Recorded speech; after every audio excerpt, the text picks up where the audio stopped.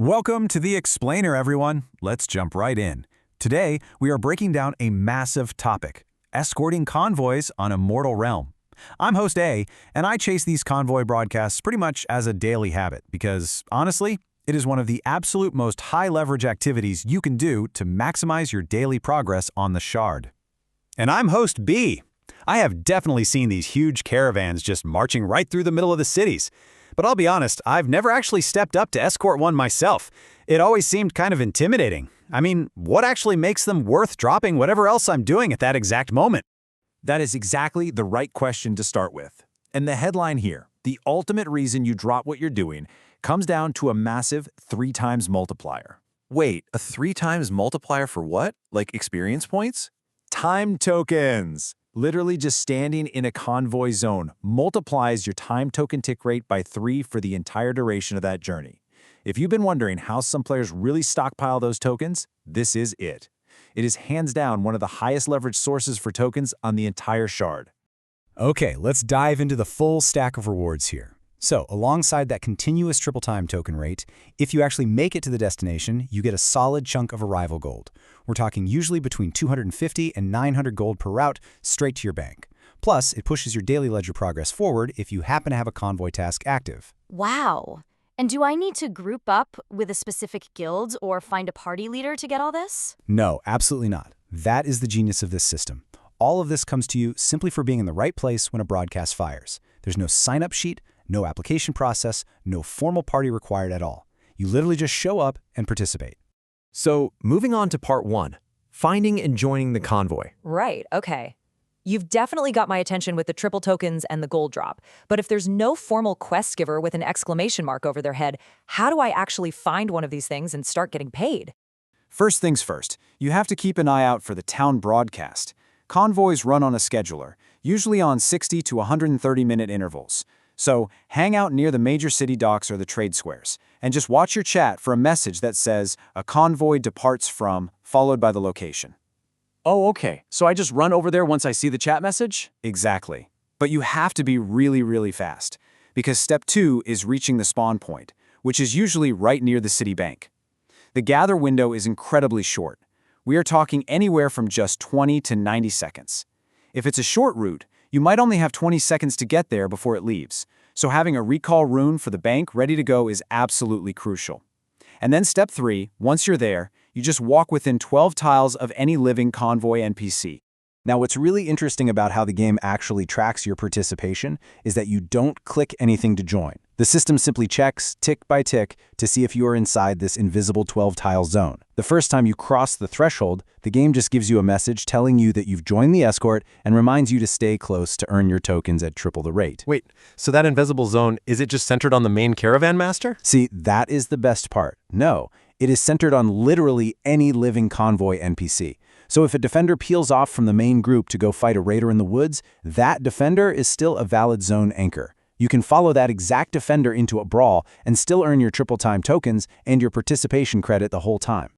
All right, let's jump to part 2, the escort journey and the 70% rule. Okay, so I've made it to the 12-tile zone on time and we're walking. But what if real life happens? Like, what if I need to grab a quick drink of water or the doorbell rings? Am I going to lose everything if I step away for a second while the caravan is actively moving? Actually, no, because of the 70% participation threshold. To get the big arrival gold payout at the end, your total time spent inside that zone just needs to be at least 70% of the total journey time. Okay, well, that actually sounds pretty generous. You have a 30% buffer. It is incredibly generous. If you just naturally walk alongside the master, maybe scout slightly ahead, or fall behind for a quick fight, you're going to easily hit 90% or more.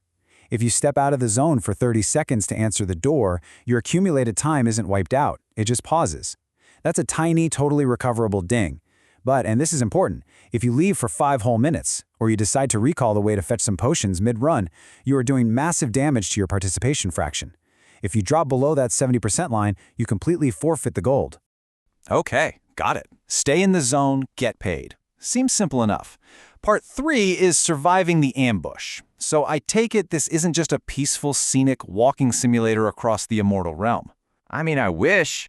It might start out peaceful, but you are carrying highly valuable cargo. You have to be ready for sudden, extremely violent ambushes. So, when should you actually expect trouble?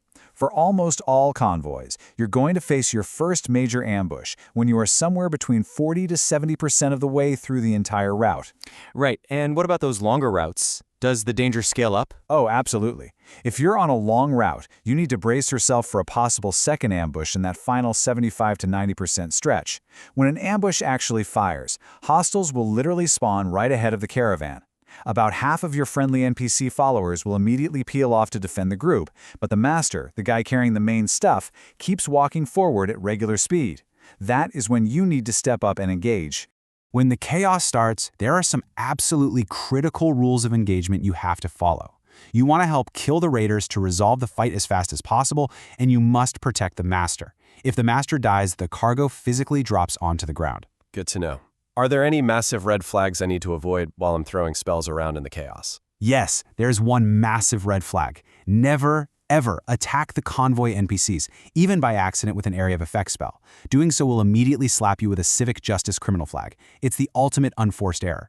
Also, just remember to actually follow the master. Do not get so distracted fighting one random raider in the woods that you fall behind and exit that 12-tile zone forever.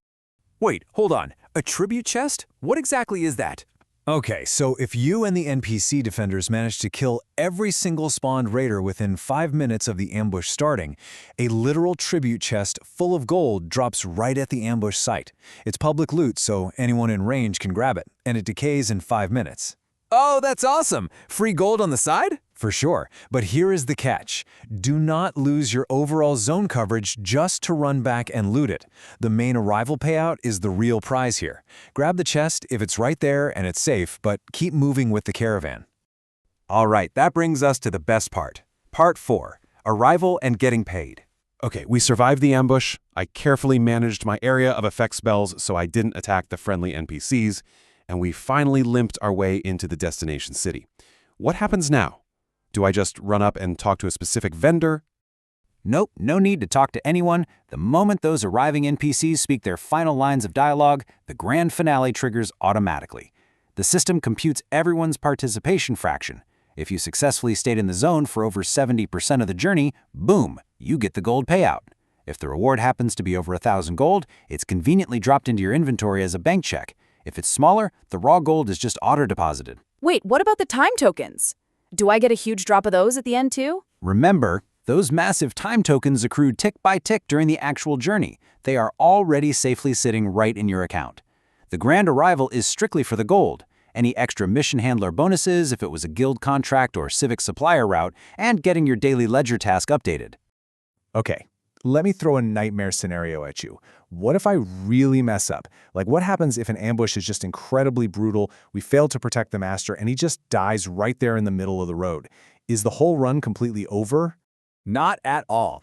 Do not panic if this happens. A really good cargo runner can completely salvage the run.